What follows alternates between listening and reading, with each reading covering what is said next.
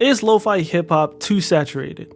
Well, the answer is yes and no. Let me explain. If you're new here, my name is L.Dre. I'm a lo-fi hip-hop music producer. I have over 700,000 monthly listeners on Spotify, and I pretty much make chill beats for a living. Some of you may be thinking, wait a minute, he might be biased. He's the lo-fi guy. But it's actually quite the opposite. I've been in the lo-fi hip-hop scene for quite a while now. When I got into lo-fi, it was really around the time it was reaching towards its peak. Personally, in my opinion, I think that lo-fi hip-hop had its peak like during the pandemic. And if you think about it like sociologically, economically, whatever, it made sense, right? Like everybody's at home, people are working from home, doing school from home, and they're listening to chill beats while they work and study. As a lo-fi artist, I can say this without taking any offense, but lo-fi hip-hop really is background music. Like 90% of people who listen to lo-fi hip-hop are listening to it while doing other things, and that is not a bad thing. It really just helps people focus, and at least in the pandemic, it was helping keep people sane, honestly. You can't really study or work to Playboy Cardi, bro. And if you can, you might just be built different. Now, luckily for me, before the pandemic, I was already kind of building my audience, posting content. I had a few songs that went viral on TikTok already, so when the pandemic did hit, my numbers soared. And I'm just speaking for myself here, but if any of you have been doing lo-fi hip-hop for that long, you might have seen a big surge in numbers during that period of time. I have a lot of producer homies that can attest to this. So how did lo-fi get so popular? Why is it so saturated? I mean, outside of the pandemic, I'd say we owe a lot of the massive surge in the popularity of lo-fi hip-hop to the Lo-Fi Girl 24/7 chill beats to study to stream. I'd say that's really what took lo-fi mainstream. That 24/7 lo-fi radio has been popular for a very long time. But in recent years, it's gone fully mainstream, and I think it really put the term and the genre lo-fi on the map. It even got to the point where huge shows like BoJack Horseman were referencing. I thought you loved Joey Pogo! I love his music! He's my second favorite recording artist after lo-fi chill hop beats to study/relax to. I love lo-fi chill hop beats to study/relax too. And then there was that one time when YouTube like took the stream down or something like that, and people lost their minds. There was all these huge think pieces all over TikTok and all over Instagram and stuff like that. It was nuts. I'm telling you, that radio at any given time, if I check, let's see, right now it's 3 p.m. and there's 28,000 people watching. And during the pandemic, it was even more. And not even just that, they also have a huge playlist on Spotify. I've been in that playlist, and it's like it's a stream machine, bro. Like instant 1 million streams. It's crazy. And let's not even forget to mention that due to all this, all the major labels have lo-fi on their radar too. I myself even released a lo-fi classical album with the biggest classical record label of all time, Deutsche Grammophon, which is under UMG. I've been on calls with these executives and corporate people, and they're all paying attention to this. But on that front, you know, it's not just because they want to chill. It's because they're seeing these numbers. They're seeing these artists, these lo-fi artists that are putting out songs and getting millions and millions of streams, which translates to money. So yes, it makes sense to say lo-fi hip-hop is saturated. So on one hand, you have producers like me that are just looking for a way out of the typical producer grind,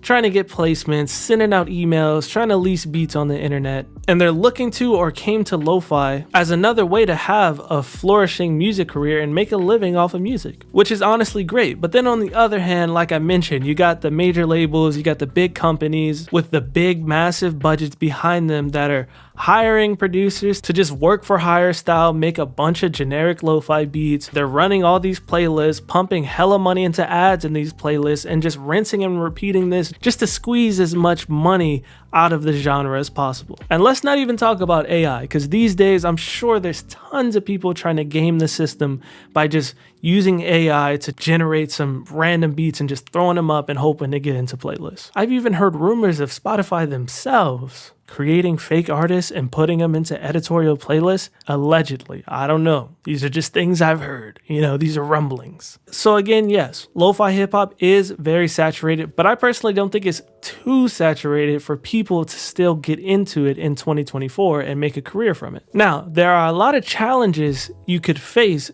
due to the saturation of it. Things like increased competition. Plenty of lo-fi artists rely on editorial playlists and stuff like that. So if you got all these producers all making similar style beats to get into these specific similar sounding playlists at the same time, there's only so many slots available for producers to get into these playlists. So just in general, there's just difficulty getting noticed, in this sea of lo-fi producers. One thing I always mention when I talk about this, when I got into lo-fi, one thing that really interests me is how you would go to a lo-fi artist, they'll have 2 million monthly listeners, then you'll go to their Instagram and they'll have less than 5,000 followers. That's the kind of stuff I'm talking about. And what I found was the reason that was because of the reliance on playlists, because of the fact that it's background music. So people are just throwing on these playlists and getting to work. So when you are thinking of the average listener, when they throw on the playlist and get to work, they're listening. All the beats are generally pretty good and generally pretty similar. If you don't for some reason have a track that kind of stands out, there's really no reason for them to stop and check for the artist and make an effort to become a fan of that artist. So those are some of the challenges, but here's why I see the oversaturation as an opportunity. If you really think about it, all saturation means is that there's a high demand for the genre, right? So like I said, there's so many lo-fi artists, there's so many playlists, there's so much for the consumer to choose from. But think about it, the reason why Lo-Fi Girl even has a 24/7 stream is because people are locking in and listening to this stuff over and over and over again. So if you think about it, over time, they're listening to this playlist. Even though it is background music, at some point, people are going to start recognizing certain tracks and they're just going to want something new. They're going to have to start putting new beats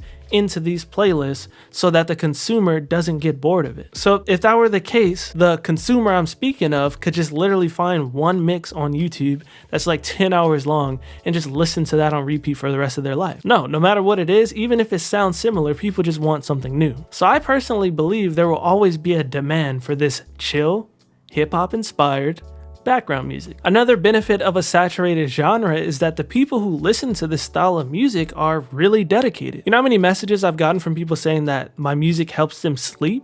Like, they're literally putting my music on repeat all hours of the night. And some people might get offended by that. I don't know, but think about it. I got a 2-minute song and they got that song on repeat for 8 hours a night. Like, they're supporting my career. They're single-handedly allowing me to do this for a living. And like I mentioned before, like, big, important people are paying attention to the genre. I've worked with so many companies because they see me as a guy that put a face to lo-fi, because for the most part, lo-fi is a faceless genre. So there'll be a lot of times I'd get hit up by, like, let's say that brand deal I did with Honda or Samsung. They saw me as the lo-fi guy to go and remix whatever. The Honda thing, I sampled sounds from their cars and I made some lo-fi Christmas jingles with Honda sounds. And in Samsung, they flew me to CES and I just got coverage from a music producer's perspective, and then I went off and sampled like a Samsung blender or something.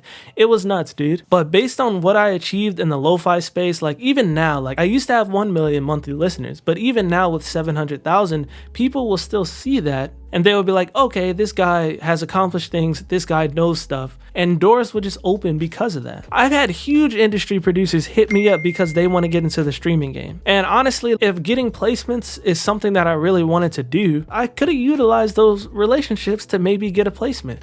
Hey, I'll help you with the Spotify thing if you help me get a placement, that kind of stuff. So regardless, all those benefits being said, yes, the challenges can be a tad bit overwhelming, but all you really need to do to overcome those challenges and break through this saturated market is become an artist and not just a beat maker. I can't stress enough the importance of developing a unique artistic identity. You really need to fuse your personality into your music. Let's take me for an example. When you think of L.Dre, something might pop into your head, so like chill or cartoons or hoodies and beanies or whatever it may be, because that's me and that's just how I presented myself to the world. Like in general, I'm a chill guy and that shows in my music. I love cartoons, so I sample cartoons and put it into my music, and just over time making all this music, making all this content, it's become quite easy for me to just let my personality shine through. So put it this way, I'm watching my favorite show of all time, Avatar: The Last Airbender. There's this song in it with a really beautiful kalimba and I'm like, damn, that would make a dope lo-fi beat. Let me try to make something. Boom, Dear Katara goes viral, takes off. Then someone comments on it. They're like, oh, you should do the Steven Universe theme song.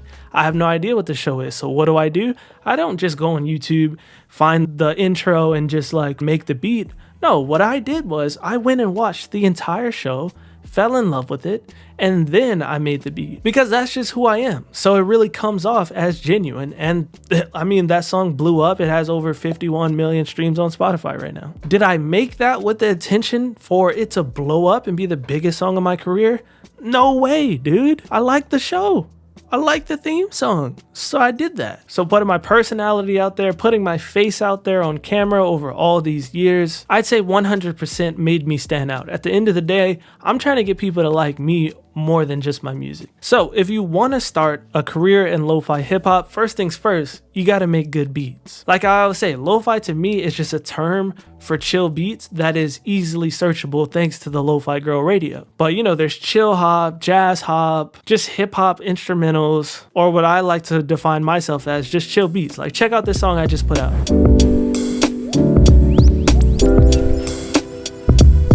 Is that lo-fi? Chill hop? I don't know, but I put it out and people seem to like it. And if you are just looking to start out or you feel like your beats aren't where they need to be yet, I did put out a full comprehensive beginner's guide to how to make Spotify ready lo-fi beats. It's a 1-hour masterclass, so check that out if you want or need it. Link is in the description. And once you're confident with your beat skills, or while you're working on confidence with your beat skills, you need to just be working on strategies to stand out. Collaborate with different types of musicians, collaborate with vocalists, try remixing popular songs. At this point, it just has a lot to do with making content and figuring out your identity and parts of your personality that you can infuse into your content and your music. There are many different strategies you can try, but all it takes is some elbow grease and the determination to just not give up. And again, if you need help figuring out your brand identity, I created this musician's branding questionnaire that if you answer those questions, it could help you figure out what your branding identity is. It's actually included in my brand new masterclass on how to get your music heard, where I talk about all the strategies that led me to getting 200 million streams myself. I'm talking branding, content creation strategies, release strategies. So if this is something you're really serious about pursuing and you just need an extra bit of guidance from me, the link is in the description if you want to check it out. I'll also add a free download to the branding questionnaire. It's just a little taste of what you get from the masterclass. But yeah, now I have 2 masterclass. The first thing is how to make Spotify ready lo-fi beats. That's the first thing you need to worry about. And then my second masterclass is all about music marketing and promotion. And also I put them together in a discounted bundle. If you haven't got either, you can get both of them at once. And honestly, I wish I had something like this when I was starting out. So I think it could be really beneficial for everybody out there because I really lay out everything.